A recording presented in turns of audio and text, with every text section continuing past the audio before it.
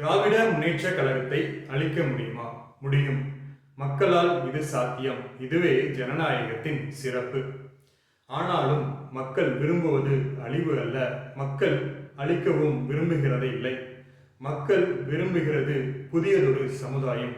மக்கள் விரும்புகிற புதியதொரு சமுதாயத்தை படைத்திட மக்களுடைய தலைவர்களாய் இருந்து மக்களுக்கு சேவை செய்ய தங்களை அர்ப்பணித்த தமிழக தலைவர்கள் அனைவரும் சேர்ந்து மக்களுக்கு ஒரு புதுமை சமுதாயத்தை கொடுத்திட வேண்டும்.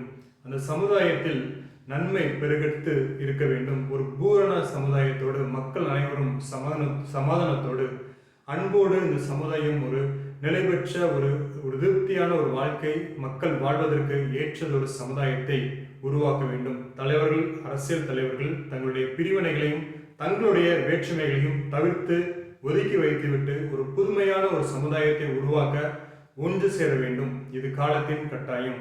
சமுதாயத்தில் சீரழிவு பெருகிக் கொண்டே இருக்கிறது. சீர்திருத்த வேண்டிய தலைவர்கள் தங்களுக்குள்ளே பிரிவினைகளை வைத்து இருப்பது எந்த விதத்தில் நியாயமாகும்? மக்களே சிந்தியுங்கள்.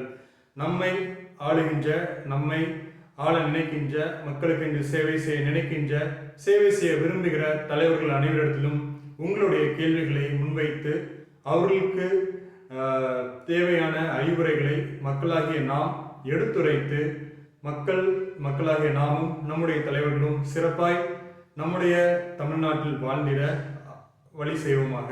நன்றி.